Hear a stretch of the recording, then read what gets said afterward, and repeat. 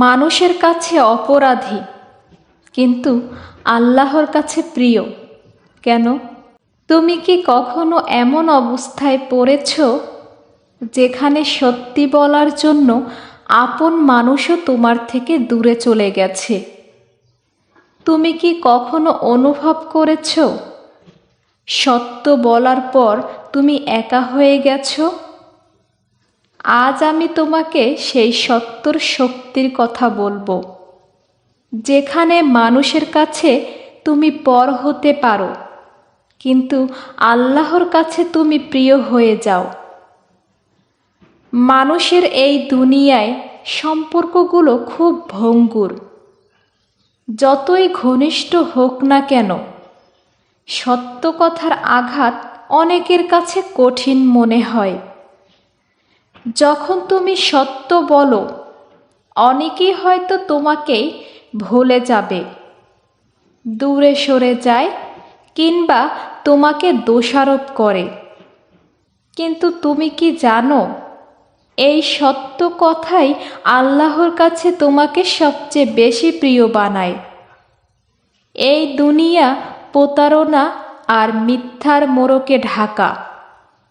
চারপাশে এত ভণ্ডামি, এত মিথ্যা, এত অভিনয়, যেখানে মানুষ নিজের স্বার্থের জন্য সব কিছু করতে পারে। আর তুমি যখন সেখানে সত্যি কথা বলো, তখন সেটাই হয় সবচেয়ে বড় ইবাদত। কারণ তুমি মানুষকে খুশি করতে নয়, আল্লাহকে খুশি করতে কথা বলছো। হ্যাঁ, শুরুতে কষ্ট হবে, হয়তো তুমি একা হয়ে যাবে, হয়তো মানুষ তোমার দোষ ধরবে, হয়তো আপনজনও পর হয়ে যাবে। কিন্তু একদিন তুমি দেখবে সেই সত্যর বরকতে তোমার জীবনে শান্তি নেমে এসেছে। সেই সত্যর বরকতে আল্লাহ তোমাকে এমন মর্যাদা দিয়েছেন যা মানুষ দিতে পারত না।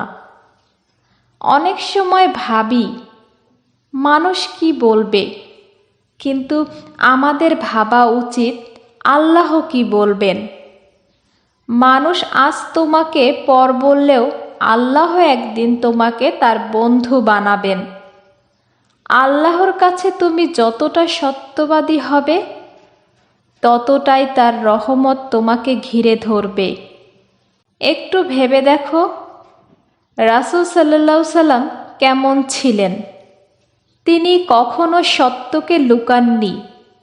এমনকি তার নিজের পরিবারের কেউ যদি ভুল করত, তিনিও সত্য কথা বলতেন। আর এর বিনিময়ে তিনি অনেক কষ্ট পেয়েছেন। অনেক মানুষ তাকে ত্যাগ করেছে, কিন্তু শেষ পর্যন্ত কে জিতেছে? সত্য। আর আল্লাহর ভালোবাসা সব সময় তার সাথে ছিল। তুমি যদি মানুষের কাছে মিথ্যা বলে ভালোবাসা পাও, সেটা ক্ষণস্থায়ী।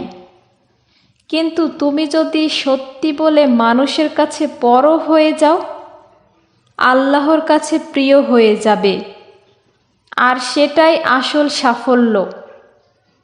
তুমি যদি একদিনও ভাবো আমার কথায় মানুষ কষ্ট পাবে, আর সেই ভয়ে সত্যি কথা না বলো, তাহলে তুমি মানুষকে খুশি করছো, আল্লাহকে নয়।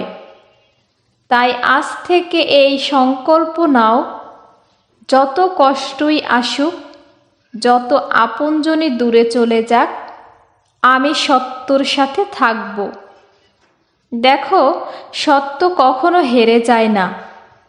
মানুষ হয়তো আজ তোমাকে ছেড়ে যাবে, কাল তোমাকে দোষারোপ করবে, কিন্তু একদিন সেই সত্যই তাদের চোখে পানি আনবে।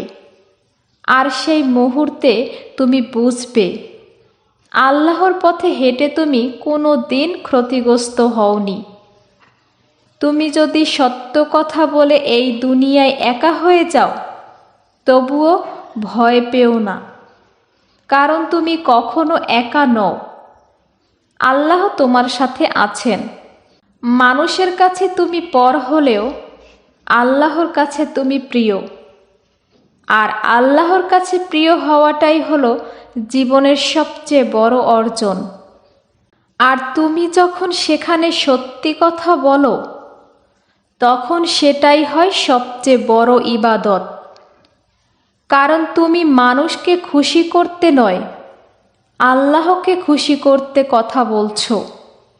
হ্যাঁ, শুরুতে কষ্ট হবে, হয়তো তুমি একা হয়ে যাবে, হয়তো মানুষ তোমার দোষ ধরবে, হয়তো আপনজনও পর হয়ে যাবে, কিন্তু একদিন তুমি দেখবে সেই সত্যর বরকতে তোমার জীবনে শান্তি নেমে এসেছে।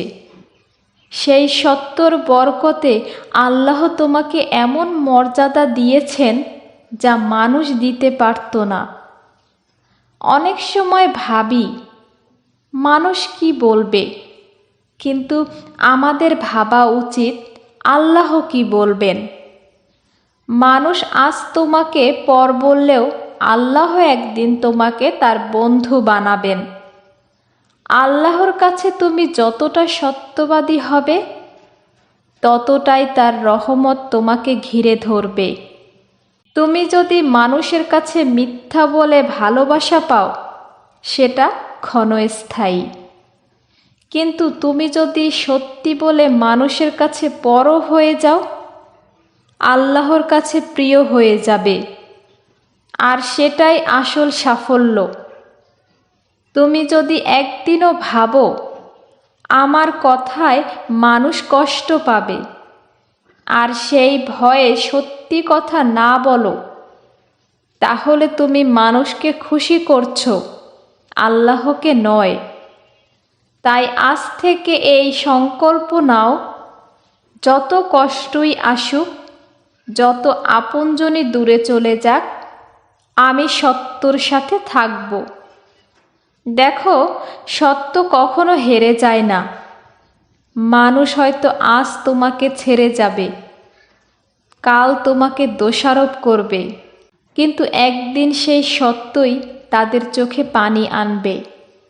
আর সেই মুহূর্তে তুমি বুঝবে আল্লাহর পথে হেঁটে তুমি কোনো দিন ক্ষতিগ্রস্ত হওনি। তুমি যদি সত্য কথা বলে এই দুনিয়ায় একা হয়ে যাও, তবুও ভয় পেও না, কারণ তুমি কখনো একা নও। আল্লাহ তোমার সাথে আছেন। মানুষের কাছে তুমি পর হলেও আল্লাহর কাছে তুমি প্রিয়, আর আল্লাহর কাছে প্রিয় হওয়াটাই হলো জীবনের সবচেয়ে বড় অর্জন।